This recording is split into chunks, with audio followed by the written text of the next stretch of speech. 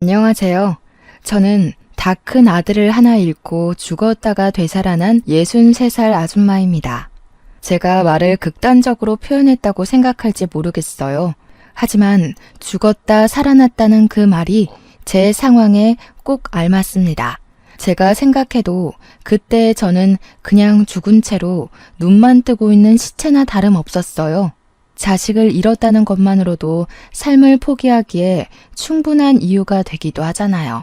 저한테는 정말 자식이 재산이고 전부고 목숨이었는데 사랑하는 우리 아들을 잃었다는 건 호흡이 멎기 직전과 비슷한 고통이었어요.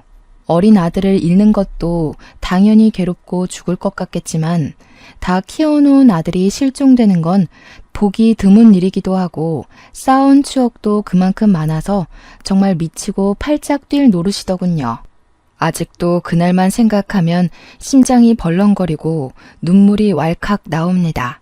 지금 이렇게 글을 쓰게 된 건 그날이 괴로울 만큼 여전히 힘들지만 저의 인생 전환기이기도 하기에 노력해서 추억으로 남겨보고자 찾게 되었어요. 그래도 다른 사람에게 제 이야기를 들려주고 소통한다면 제 인생의 터닝 포인트가 영원히 살아있을 것 같은 느낌이거든요. 사람은 정말 죽기 직전까지 눈을 감았다가 살아나면 그때부턴 일어설 일만 생긴다던데 제게 딱 그런 일들이 생겨버린 거예요. 그래서 제 인생 그래프가 얼마나 바닥을 쳤었고 얼마나 치솟고 있는지 한번 들어보시겠습니까? 제게는 아들 3명이 있습니다.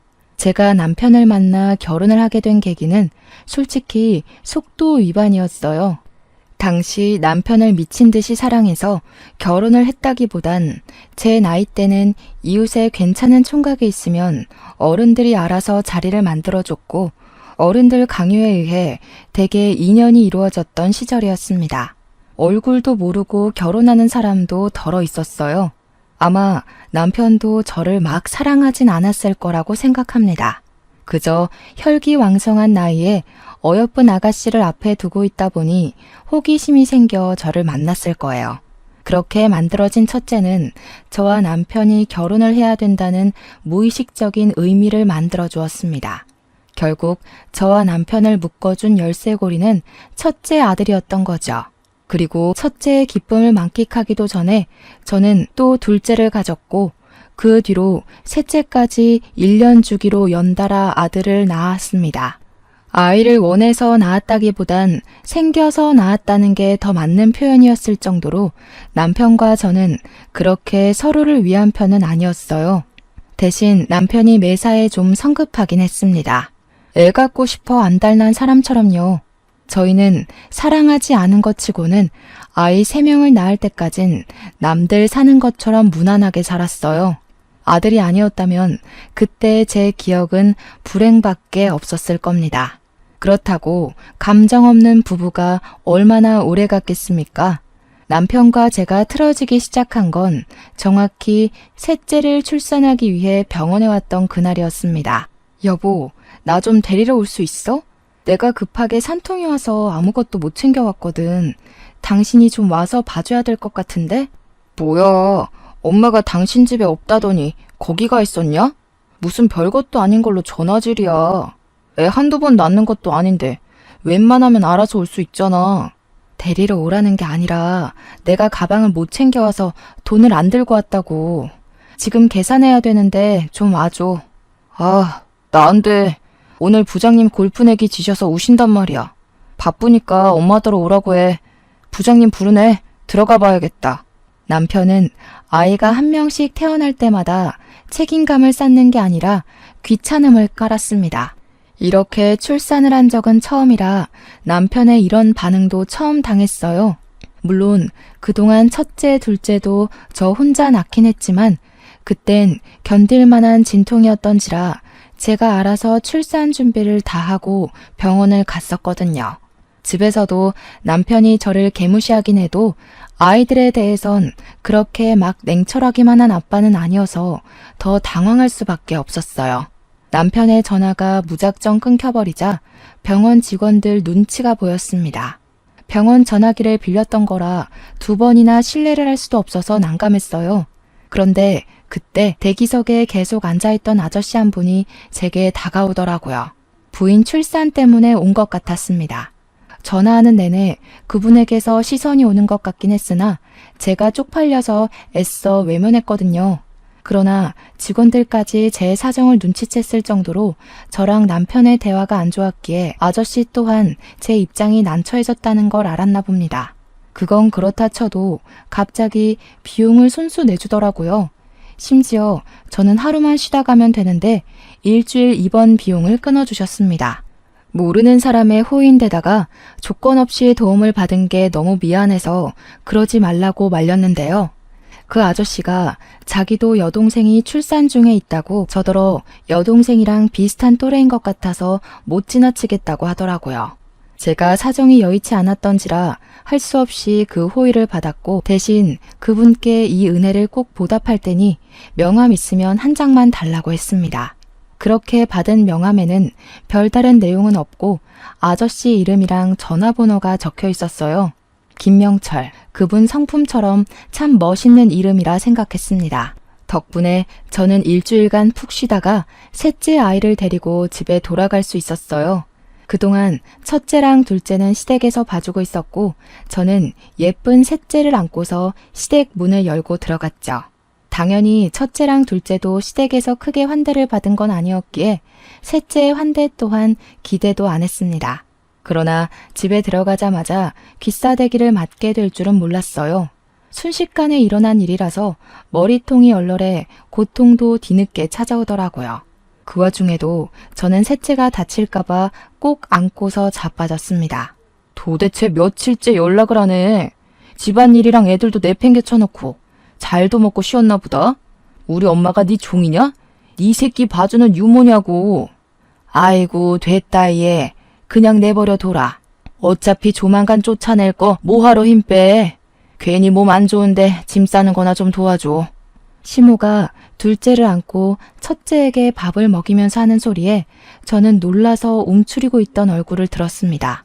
그러자 한 대 더 날라온 손 때문에 저는 완전 신발장에 나뒹굴어 버렸어요. 거센 반동에 셋째가 울기 시작했지만 저는 일단 시모한테 그게 무슨 소리냐고 뭘 쫓아낸다는 거냐고 소리를 쳤습니다.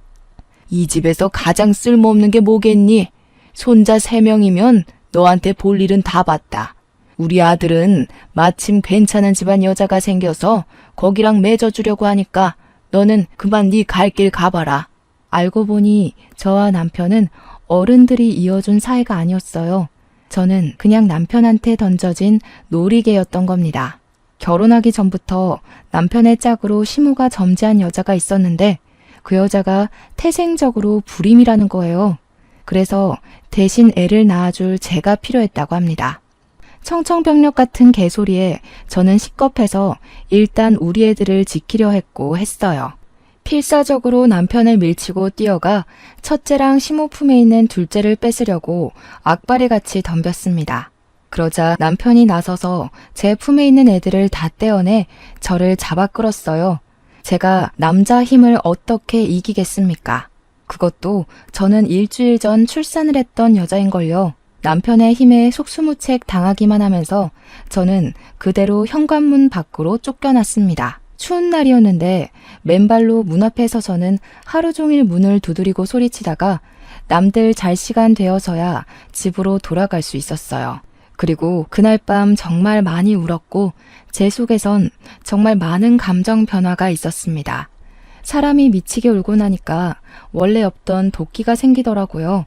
저랑 바꿔치기 될 여자가 올 때까지 시간이 좀 있었는데 저는 그 시간을 이용하기로 했어요.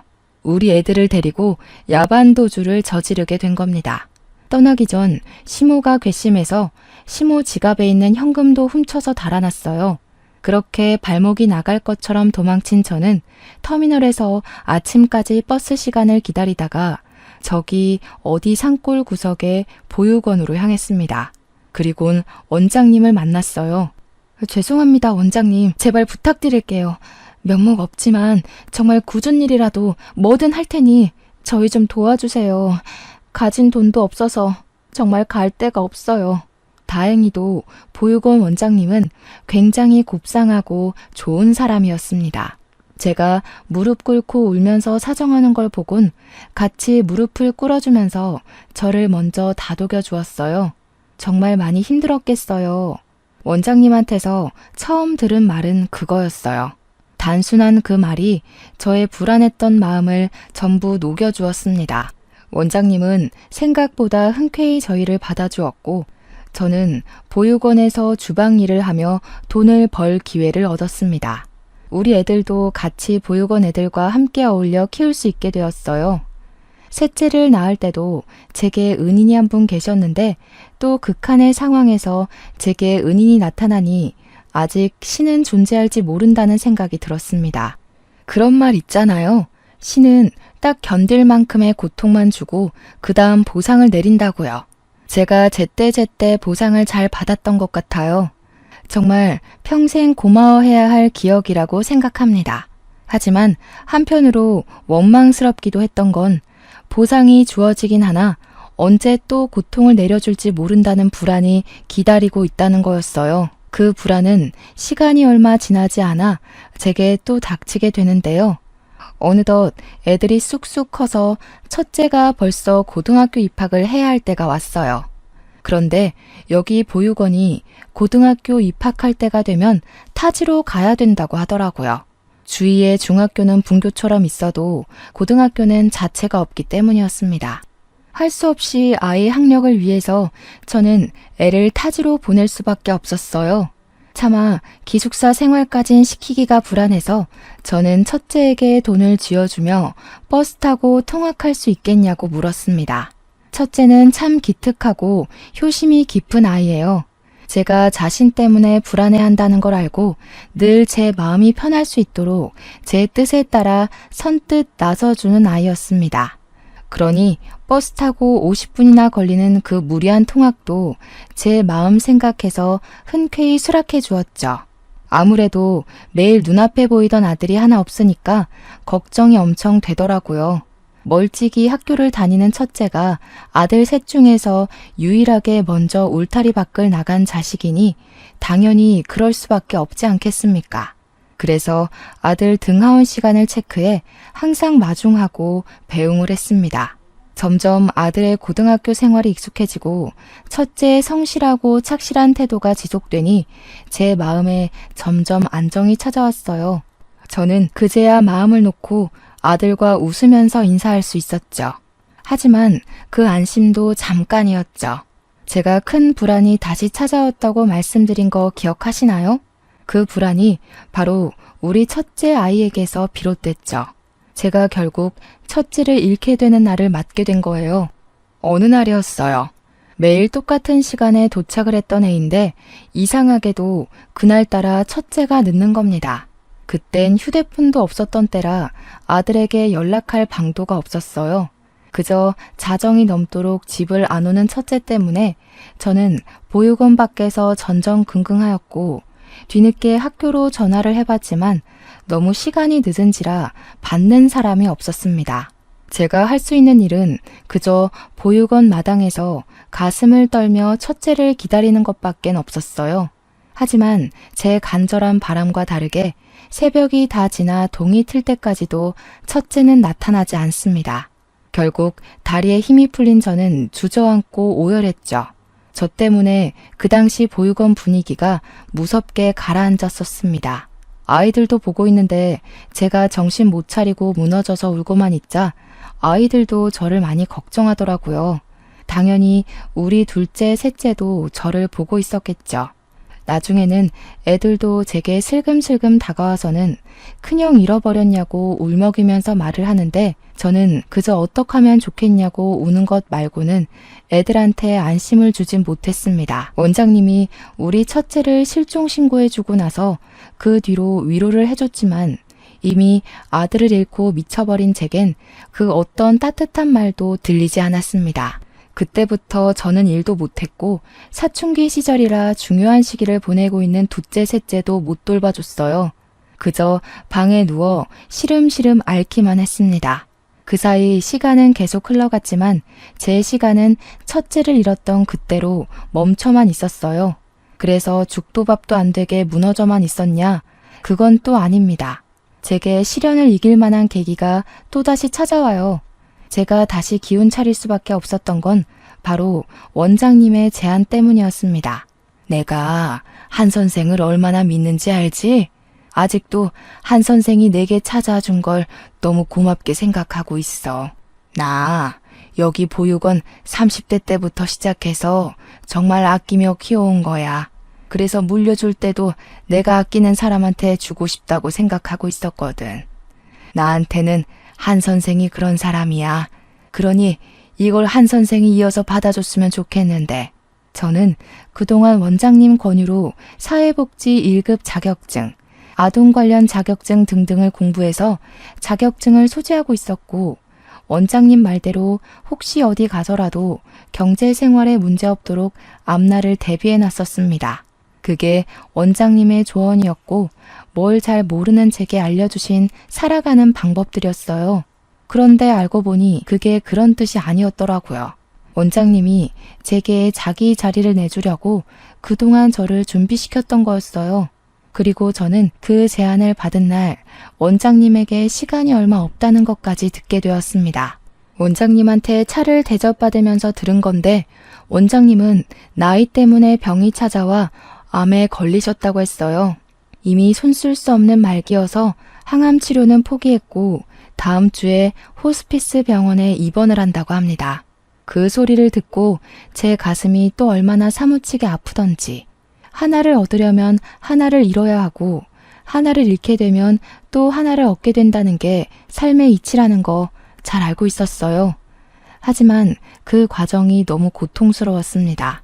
그렇게 원장님은 끝까지 이악 물고 힘내서 보육원 아이들과 작별 시간을 보냈고 제게 인수인계를 해주다가 병원으로 가셨어요. 다행히 호스피스라서 병원이 같은 산골 지역에는 있더라고요. 저는 그렇게 원장님 가시는 날까지 보육원과 병원을 오가면서 곁을 지켜드렸습니다. 마지막 날에는 원장님 손에 보육원 아이들 사진도 쥐어주었어요. 그리고 원장님이 눈을 감은 날 저는 경찰한테서 아무래도 첫째가 죽은 것 같다는 소식까지 접하게 됐습니다. 그땐 CCTV도 별로 없을 때니까 몇 년 동안 실종자가 나타나지 않으면 부모에게 허락받고 사망 처리를 하기도 했거든요. 원장님 세상 뜬 날에 첫째 소식까지 겹치니까 제가 여태껏 겪었던 고통은 아무것도 아니었다는 걸 알았어요. 그날이야말로 제 인생 최대의 지옥이었고 무덤 속이나 다름없었습니다. 제가 많이 나약한 사람이라는 걸 그때 뼈아프게 느끼기도 했어요. 하지만 제가 마냥 이 잘못 없는 아이들을 두고 좌절만 하고 있을 순 없지 않습니까? 첫째는 끝내 제 품으로 돌아오지 못했지만 우리 둘째랑 셋째를 위해서라도 무조건 살아야겠다는 생각을 했어요. 아픈 만큼 단단해지고 강해지는 건 맞더라고요. 그렇게 정신없이 버텨내다 보니 첫째가 신기루처럼 사라져버린 지 어느덧 15년 정도가 흘러갔습니다. 우리 아들 둘은 벌써 성인이 되어 다 직장 생활을 하게 되었고 일주일에 한 번씩 보육원에 와서 아이들이랑 놀아주는 봉사를 자처하며 지내고 있었어요. 그날도 마찬가지였는데 그날은 또 날씨까지 좋아서 모두가 마당을 뛰어노느라 땀 범벅이 되어갔습니다. 숲 내음과 아이들의 웃음소리를 동시에 느낄 때면 저는 그게 제 마음의 안정제가 됐어요. 그래서 더 보육원을 떠나지 못했나 봅니다. 땀을 흘린 아이들에게 시원한 비빔면을 해주는 게 좋을 것 같아서 주방 선생님과 아동 지도 선생님들께 따로 부탁을 했습니다. 그때였어요. 원장실로 의문의 번호로 전화가 왔는데 받아보니까 우리 보육원에 후원을 했었다는 후원자분의 연락이더군요. 후원자가 오랜만에 다시 보육원을 찾은 이유는 자기가 곧 퇴직을 앞두고 있는데 퇴직하면 재산의 절반을 보육원에 후원하고 싶다고 연락하신 거더라고요. 돌아가신 원장님과 인연이 참 깊은 분인 듯 했습니다. 그래도 저희가 굉장한 재산을 후원받는 건데 마냥 전화상으로만 받고 지나가기 좀 그렇지 않겠습니까? 원장님도 후원자분들에게 늘 상냥하고 최선을 다하시는 분이셨거든요. 내 돈을 그냥 주는 건 절대 쉬운 마음이 아니라고. 원장님은 항상 후원자분들의 시간과 마음을 그 가치만큼 높여서 존중해 주었습니다. 그래서 저도 후원자분께 너무 감사한다고 시간 나면 들러달라고 꼭 부탁했죠. 그렇잖아도 보육원 사정이 여의치가 않아서 부식된 인테리어들을 겨우겨우 고쳐가며 관리했는데 후원자 덕분에 싹 리모델링을 할 수 있겠더라고요. 너무 감사했고 덕분에 한숨 돌릴 수 있었습니다. 바쁘신 분일 수도 있는데 이대로 오기만을 기다리는 것보단 작은 보답이라도 해주는 게 좋을 것 같아서 저는 후원자 파일을 찾아봤어요. 과거에 후원했던 분이니 분명 이력이 남아있을 거라고 생각했거든요. 전화번호랑 이름은 쉽게 찾을 수 있었어요. 자음순으로 정리되어 있었거든요. 그 후원자분이 김시성이라서 거의 명단 위쪽에 있었습니다. 그런데요, 제가 그 이름을 보자마자 순간적으로 손가락을 멈칫해버렸지 뭡니까? 김명철. 분명 제가 확인한 전화번호의 이름이 그렇게 적혀 있었습니다. 이분 이름은 절대 잊지 못했어요. 제게 첫 번째 은인이니까요. 한데 왜 이분 이름이 여기에 있는 건지, 동명이인인 걸까? 그렇게 생각하고 있는 순간이었습니다. 그때 제 아들 둘이서 다급하게 엄마 하고 소리를 치며 들이닥쳤어요. 너무 성급한 목소리길래 혹시 우리 원 애들이라도 다친 줄 알고 놀라서 얼른 나가보았습니다. 큰형 이름으로 편지가 날라왔어. 방금 우체국 아저씨가 주고 가셨는데 보내는 이에는 형 이름만 적혀있고 받는 사람이 엄마야. 애들 말을 듣는데 순간적으로 심장이 쿵 내려앉았습니다. 편지를 들고 있던 막내가 저를 걱정하면서 그것을 내밀었는데요. 떨리는 손으로 그 편지를 받아보니 봉투에는 정말로 우리 첫째 아이 이름이 적혀 있더라고요. 그런데요, 저는 그게 전혀 애타지가 않았습니다. 오히려 그걸 보자마자 우라가 치밀었어요. 제 아들은 이미 죽어서 제가 따로 장례도 조촐하게 치렀고 15년째 제사도 지내고 있었습니다. 차마 사망 신고는 못했지만 그렇게 아들을 천천히 보내주다가 제가 과거처럼 아들을 웃으면서 배웅해 줄 수 있을 때 그때 사망 신고를 하려고 계속 미루고 있었어요. 그러니까 제 말은 첫째 이름으로 날라온 이 편지는 거짓이라는 겁니다. 그 순간 잠자고 있던 저의 슬픔이 가슴 속부터 끌어올랐어요. 누군가 제 아들의 죽음으로 장난질을 했다는 생각에 화가 나서 그 편지를 다 찢어 발겼습니다. 어떤 놈들이 남의 속 뒤집어 놓으려고 수작을 부리는 거야. 왜 내 아들을 2번 죽여? 왜 겨우 이악 물고 살아가고 있는 나를 건드리냐고. 제발 나 좀 내버려둬 좀. 저는 울분을 토하면서 편지를 다 찢어버리고 그대로 주저앉아 무릎에 얼굴을 묻었습니다. 첫째를 잃은 슬픔은 세월이 지났다고 해서 반쪽이 되지는 않더라고요. 그냥 일렁이지 않고 잠자고 있을 뿐인 거였어요. 그러니 제가 또 금세 이렇게 미어지는 심장을 움켜쥐고 운 거 아니겠습니까? 그렇게 또 반 정신 나간 상태로 일주일을 지새며 그 장난 편지를 겨우 기억 속 저편으로 묻어갔어요. 그런데 도대체 저한테 왜 이러는 건지 똑같은 편지가 또 날라온 겁니다. 미쳐버리는 줄 알았습니다. 당장 그 사람을 찾아내 숨통을 끊어버리고 싶은 분노까지 차올랐어요. 그래서 이번에는 경찰까지 신고해서 장난질하는 사람의 정체를 찾을까 했지만 둘째가 제게 편지를 주기 전에 먼저 뜯어서 읽어보더니 엉뚱한 말을 하는 바람에 모든 생각을 잊었습니다. 엄마, 나도 말도 안 되는 소리란 거 아는데 이거 아무래도 형 글씨체 맞는 것 같아. 내가 형한테 과외받아서 형 글씨 제일 잘 알잖아. 혹시 형 안 죽은 게 아닐까? 형 시신도 어디 있는지 모르고 사실 죽은 게 아니라 행방불명인 거잖아. 너까지 왜 이래? 엄마가 얼마나 힘들게 지내왔는지 몰라서 그런 소리를 해? 너희까지 이러면 엄마 진짜 숨 못 쉬어. 제발 엄마 좀 도와줘, 응?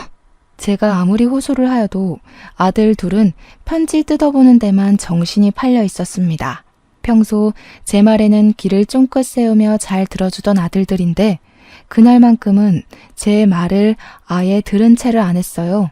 그러면서 아까 했던 말, 첫째 필기체 같단 소리만 계속 반복하길래 더 이상 못 보겠어서 저는 애들한테 아예 돌아서 버렸습니다. 너무 슬퍼서 머리까지 터질 지경으로 아팠으니까요.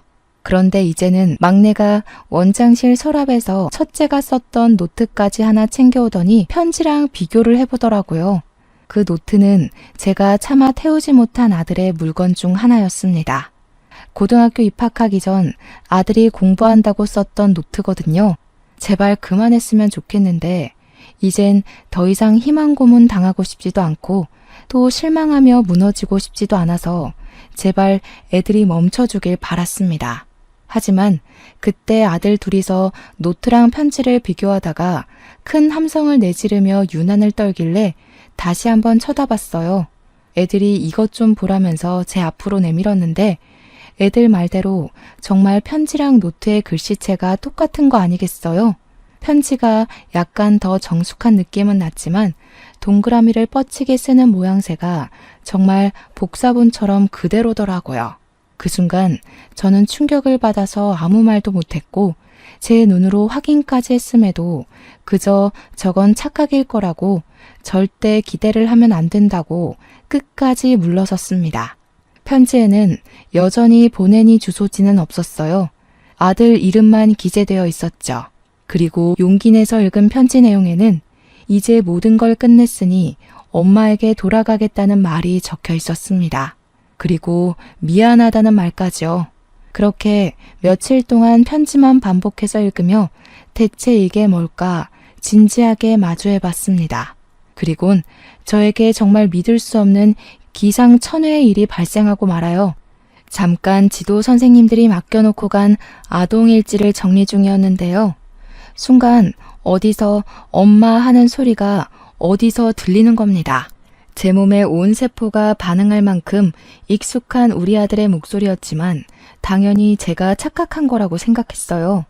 오늘 우리 둘째랑 셋째가 왔던가? 아, 오늘 안 온다고 했지. 그저 이 정도의 생각만 하고 그쳤습니다. 그런데 다시 한 번 더 엄마 소리가 들리더라고요. 처음은 한청이라 생각하고 넘길 수 있었지만 두 번째로 들리는 목소리는 확인도 하기 전에 제 눈물샘을 자극했습니다. 돌아보지도 못한 저는 들고 있던 볼펜을 떨구었어요. 엄마, 저 창민이에요. 오래 기다리게 해서 정말 죄송해요. 엄마한테는 정말 죽을 죄를 지었어요. 그 순간 저는 고개를 돌려 원장실 입구를 돌아봤습니다. 귀신도 아니고 환영도 아닌 죽은 줄만 알았던 우리 첫째가 원장실 눈앞에 우두커니 서 있더라고요. 숨이 막힐 정도로 놀라서 손이 떨렸고 저는 그대로 달려가 아들을 살폈습니다. 말도 안 된다. 네가 정말 내 아들이 맞는 거니? 창민이 맞아? 어머나 세상에. 어떻게 이럴 수가 있어. 어떻게 네가 이리 살아있는 거야? 아니야. 다 필요 없다. 정말 내 아들 맞네. 맞아. 내 아들이 살아있었구나. 죽지 않고 살아있었어. 저는 첫째를 붙잡고 같은 말을 반복하면서 계속 첫째 팔을 붙잡았습니다. 놀랍게도 정숙한 어른이 되어버린 그 총각은 제 아들이 맞더라고요. 몸이랑 키만 컸지 제 아들이 맞았어요. 이 꿈 같은 게 사실이라는 걸 실감하자마자 저는 첫째를 부둥켜 안고 한참 동안 울었습니다. 그리고 진정하고 난 뒤에야 그동안 어떻게 된 건지 첫째의 사정을 들을 수 있었는데요. 충격적이게도 첫째는 잠적을 한 그날 제 전남편을 만났다고 했어요. 제 아들 입에서 그 인간 얘기가 나오자 바로 심장이 벌렁벌렁 거리더라고요. 그래서 제 아들이 어떻게 전 남편을 알아봤냐면요. 아들이 버스를 타려고 기다리고 있다가 그 옆으로 줄지어 서 있는 택시에서 기사들이 내려가지고 수다를 떨고 있었대요. 그중 유독 얘기를 크게 떵떵거리며 말하는 아저씨가 하나 있었는데 그 아저씨 입에서 자기 이름뿐만 아니라 둘째, 셋째 이름까지 들었다는 겁니다. 그래서 첫째는 그 아저씨가 자기 아빠라는 걸 눈치챘다고 했어요.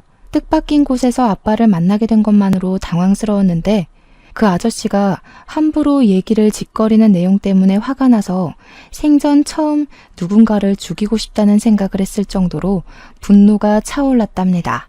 그러니까 그 내용이 전부 제 이야기였대요. 전 남편이 저를 완전 놀이개 장난감식으로 동네방네 떠들면서 저를 버렸다고 자랑처럼 짓거리길래 아들이 자처해서 전 남편에게 다가갔다고 했어요. 당황하는 전 남편에게 아들은 자신의 신분을 밝혔고 못 믿겠으면 친자 검사하겠다고 해서 같이 유전자 검사까지 받으러 갔다는 거 아니겠습니까? 그리고는 그 집에 스스로 기어들어가는 바람에 보육원으로 돌아오지 못했던 거라고 했습니다. 도대체 왜 그랬어? 네 잘못이 아닌데 왜 네가 엄마를 대신해서 그 썩을 놈 집에 기어들어가? 엄마는 그게 더 가슴 아픈 건 몰라? 그러다 너까지 그놈 때문에 잘못되면 엄마 그땐 진짜 어떻게 살라고? 미안해 엄마. 나도 정신 차리고 보니까 내가 친자 검사를 하고 있더라. 너무 화가 나서 견딜 수가 없었어. 엄마가 우리 지켜내면서 사느라 얼마나 고생했는지 아는데 그 새끼는 엄마 욕하면서 엄마더러 어디 가서 굶어 죽었을 거라고 깔깔대잖아. 첫째는 제 과거를 자세히 알게 된 것도 참을 수 없었고 상상 이상으로 쓰레기인 친부 인격에 화가 치밀어서 복수하고 싶었다고 했습니다. 자기 본능대로 움직였더니 그 집에 제 발로 들어가는 상황까지 갔다고 해요. 그렇게 해서라도 친부를 망가뜨리고 싶었답니다. 거기에 신경 쓰면서 시간을 보냈다 보니 세월을 인지하지 못한 채 15년이 지나버렸다고 했어요. 그러면서 제 생각이 나긴 했다고 하는데도 저한테 연락을 못했던 건 괜히 제가 걱정할 걸 아니까 또 자기를 어떻게든 구하러 찾아올 걸 아니까 그냥 보고 싶은 거 참으면서 안 했대요. 대체 네가 무슨 힘이 있다고 그런 충동적인 짓을 저질렀어. 젊은 나이에 큰일이라도 나면 어쩌려고. 네 동생들도 네가 죽은 줄로만 알고 얼마나 방황했는데. 당연히 혼자 한 거 아니야. 엄마 말대로 내가 어렸는데 어떻게 그 악질 어른들을 해치웠겠어. 능력도 없고 돈도 없는 학생일 뿐이었는데. 그래서 고맙게도 내가 잘 해낼 수 있도록 도와준 분이 계셔. 도와준 분? 제가 이해를 못하고 있었는데 아들이 뒤를 돌아보면서 멀찍이 있는 누군가를 부르더라고요. 선생님 하고 부르길래 아들 뒤편을 내다보니까 보육원 내부를 구경하면서 다가오는 남자가 하나 있었습니다.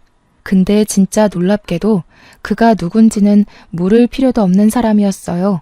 저는 그 사람을 단번에 알아볼 수 있었습니다. 그 사람은 바로 우리 셋째를 낳은 날 산부인과 비용을 친히 지불해준 아저씨였거든요. 너무 놀라서 그 사람을 멀뚱히 바라보고 있는데 중후한 매력의 남자가 중후한 목소리를 내며 제게 악수를 건넸습니다. 그러면서 말했어요. 후원자 김명철입니다. 저희 어디서 본 적 있죠? 사정은 창민이한테 다 전해 들었어요.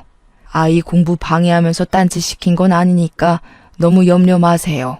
우리 창민이 서울대 들어갔습니다. 어디서 익숙한 듯 했던 전화번호, 동명이인인 줄 알았던 이름과 전화선상으로 익숙했던 그 목소리. 역시나 제 과거의 은인이 맞았습니다. 저는 그 순간 입을 틀어막으며 숨을 멎었어요. 그리고 궁금한 게 너무 많았죠. 우선은 이 후원자분이 어떻게 우리 아들이랑 아는 사이인지가 가장 궁금했어요. 대체 어떤 사정이 겹치면 이렇게 우리 아들과 제 은인이 같이 저를 찾아올 수 있는 걸까요? 내 고등학교 담임 선생님이셔. 엄마랑 아는 사이인 줄은 몰랐는데 진짜 기가 막힌 인연이다. 그럼 셋째 이름이 설마 우리 담임 선생님 이름 따서 지은 거야? 쑥스럽게도 제 셋째 아들 이름이 명철입니다. 저를 살린 건 우리 애를 살린 거나 마찬가지라고 생각해서 당시 가장 어려웠던 순간 제게 빛이 되어준 은인의 이름과 똑같이 지었어요. 첫째가 그 사실을 발설하자 은인도 하하 웃으면서 그랬었냐고 그 정도로 감명 깊게 받아들여줘서 고맙다고 했습니다. 어쨌든 첫째의 말은 전 남편을 따라 이적했던 고등학교에서 은인을 담임으로 만났다고 했어요. 몰랐는데 우리 아들은 전 남편 강요 때문에 이름을 바꾸며 생활했더라고요. 그래서 경찰 측에서도 못 찾았던 것 같습니다. 은인이 우리 첫째의 고3 담임을 맡으면서 둘의 인연은 시작되었다고 했는데요. 진로 상담을 위해서 1대1 상담을 하는 게 고3 원칙인데 거기서 이런저런 얘기를 하다가 첫째가 보육원에서 자란 얘기를 해줬고 과거에 같은 보육원으로 후원한 적 있었던 은희는 우리 아들을 더 친숙하게 대하기 시작했답니다. 그 때문에 은인에 대한 신뢰가 올라간 아들이 제 사정과 전 남편 사정까지 은인한테 토로했대요. 그러면서 대학을 포기하겠다고 했는데 은인이 곰곰이 생각하다가 일단 대학은 가라고 하면서 그 뒷일은 자기가 도와준다고 했답니다. 담임 선생님으로서 자기 제자가 공부를 포기하고 집안의 복수를 나설 거라는 짓을 가만두고 볼 수가 없었대요. 그 은인이 후원까지 할 정도면 돈이 많다고는 생각했지만 정말 많은 사람인 줄은 상상도 못했습니다. 그런 사람을 본 적이 없거든요. 은인의 재력은 학교에서도 유명해서 학생들한테 일명 갑부 선생님으로 불리는 사람이라고 불린대요. 그래서 우리 보육원뿐만 아니라 여기저기 후원이랑 기부도 많이 하는 사람이라고 했습니다. 그리고 은희는 우리 아들 담임 선생님을 마지막으로 나이 때문에 퇴직을 했다고 했습니다. 그렇게 퇴직을 하여 아들이랑 자기 같이 인맥을 총동원해서 전 남편에게 보증 사기를 쳤다고 했어요. 그래서 순식간에 전 남편 부부를 빚쟁이로 만들었다고 합니다. 갚을 능력 없는 전 남편과 상간녀는 어쩔 수 없이 살기 위해 사채를 쓸 수밖에 없었고 살려고 발버둥 칠수록 더 빚더미에 빠져나올 수 없게 만들었다고 했어요. 집도 잃고 거짓골로 1년이나 사채빚에 쫓기다가 결국 역 주변에서 노숙을 하고 있다고 했습니다. 그것만으로도 충분히 충격이었는데요. 첫째랑 은인이 마지막으로 제게 묻는 말이 저를 사시나무 떨듯 놀라게 만들었어요. 엄마한테 그 새끼 쫄딱 망한 거 보여주고 싶었어. 엄마 보여주려고 결국 이렇게까지 온 거야. 엄마만 괜찮다면 그 새끼들 꼴이 어떤지 구경 갈래? 저는 정말 많이 고민이 되었어요. 무섭기도 하고 트라우마 때문에 심장이 쿵쿵거리기도 했는데요. 그래도 과거에 제 뺨을 치면서 그렇게 떵떵거리던 얼굴이 어떻게 망가졌나 보고 싶더라고요. 결국 저는 따라가는 걸 택했고 가는 동안에도 수없이 돌아갈지 말지를 고민했습니다. 하지만 고민만 하다 보니 금세 역에 도착하더라고요. 은인이 안내해주는 대로 조심스레 따라갔는데 그곳에는 정말 벌레 꼬이게 생긴 두 연놈들이 고개를 쳐박고서 사람들 돈을 구걸하고 있었습니다.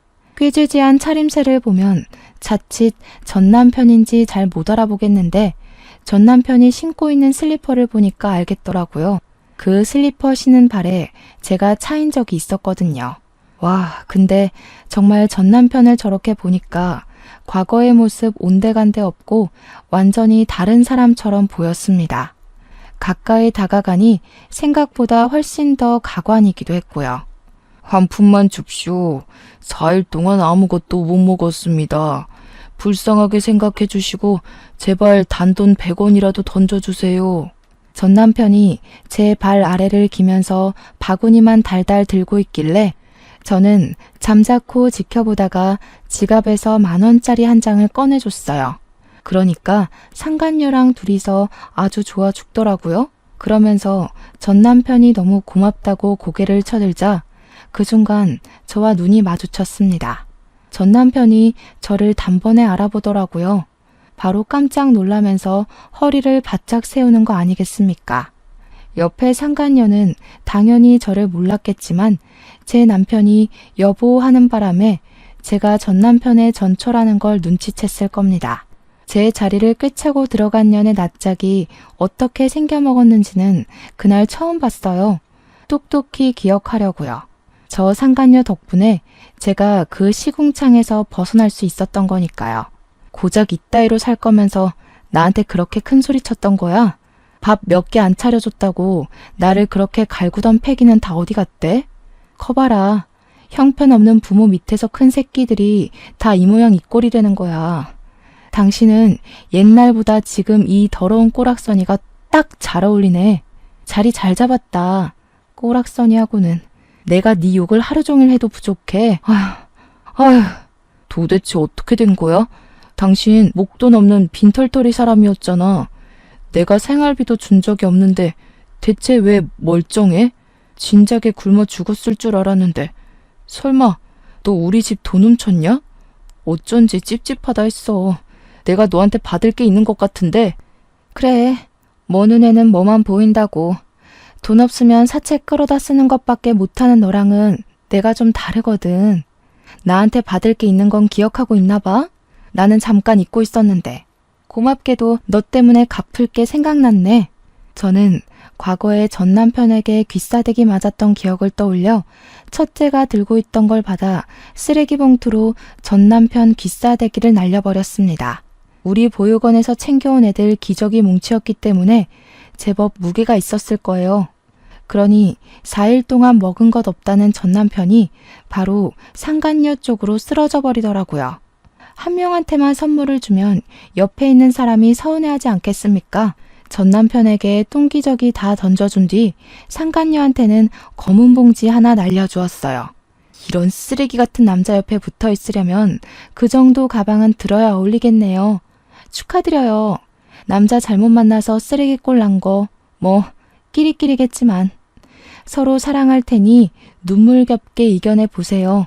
참, 어떤 사람이 짜장면 먹다 남은 거 저기 금연구역에 갖다 버리던데. 살고 싶으면 그거라도 주워 먹던죠. 저는 더 이상 그 자리를 버티지 못하고 급하게 돌아섰습니다. 제가 나름 당당하게 그들 앞에서 떵떵거렸다고 하지만 사실 과거 트라우마 때문에 전 남편 존재가 여전히 무섭긴 했거든요. 그래도 제 곁을 지켜주는 은인과 우리 첫째가 있어서 그나마 그만큼의 용기를 낼 수 있었던 겁니다. 무사히 보육원으로 돌아온 저는 모든 걸 다 얻은 기분이었어요. 진심으로 걱정 없이 웃어본 게 얼마만인가 싶더라고요. 그런 적이 있긴 했나 싶었고요. 첫째를 찾았다는 소식을 제가 둘째, 셋째한테 보냈었는데 마침 애들도 먼저 와서 기다리고 있었습니다. 아들들은 가족 상봉을 하면서 부둥켜 안고 울었고 저는 다시 한 번 더 은인에게 감사 인사를 표했어요. 그리고 이건 의외의 인연이 되어버린 건데요. 제가 현재 은인인 분이랑 좋은 만남을 가지고 있습니다. 은인이 그날 이후로 보육원에 매일 찾아왔거든요. 말은 퇴직해서 할 게 없으니 애들한테 봉사하겠다는 핑계로 왔는데 정작 원장실에만 앉아서 저랑 자꾸 대화하려고 하는 게 아니겠습니까? 그래서 제가 단도직입적으로 나한테 관심 있냐고 물었더니 당황하더라고요. 그러면서 어떻게 알았냐고 티가 나냐고 하는 거 있죠? 원장일 하면서 애들 표정이나 몸짓 보고 마음 해석하며 살아온 지 수십 년이 되었는데 제가 그런 은인의 표정 하나 해석을 못할까요? 은인은 들킨 김에 제게 완전 고백을 해버리더군요. 아직 제게 연애는 조금 낯설지만 그래도 고맙게 찾아온 이 인연을 내치우고 싶진 않았습니다. 그래서 만났고 당연하게도 은희는 전 남편과 완전히 다르게 다정하고 따뜻해서 좋아요. 제가 가치 있는 사람이라는 걸 늘 증명해 주시거든요. 그래서 저는 아직까진 더 이상의 난관 없이 무탈하게 지내고 있습니다. 저를 지켜주는 든든한 내 남자 덕분에 미래로 나아가는 것도 두렵지 않아요. 우리 식구들만 있다면 저는 쭉 이렇게 행복한 보상만 받게 될지도 모르겠네요. 여기까지가 제 사연입니다. 확실히 흔한 이야기가 아닌 건 맞죠? 쓰는 내내 과거의 기억이 떠올라서 심호흡을 몇 번이고 들이마시길 반복했어요. 오랜만에 떠올리는 기억인데도 여전히 살떨리긴 하네요. 어쨌든 저는 이래요. 이렇게 살아요. 별일 없는 한 귀한 보육원 터 아래서 평생 숨내음 아이들 웃음소리 들으며 정신없이 살아볼 계획입니다. 아, 재혼까지도요. 그럼 다들 저보다 더 현명하고 지혜롭게 역경을 극복하는 사람이 되길 바라면서 이만 사연을 마치도록 하겠습니다. 고맙습니다.